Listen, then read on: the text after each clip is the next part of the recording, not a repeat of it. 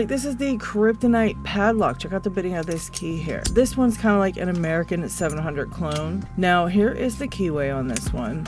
And it's pretty decent, but it can be a pain in the butt, especially because I'm going to be having to use a medium hook for this. I'm going to be using my Reaper flat bar tensioner number 3 and a medium hook in 20 thousandths from the Covert Instruments Apex set.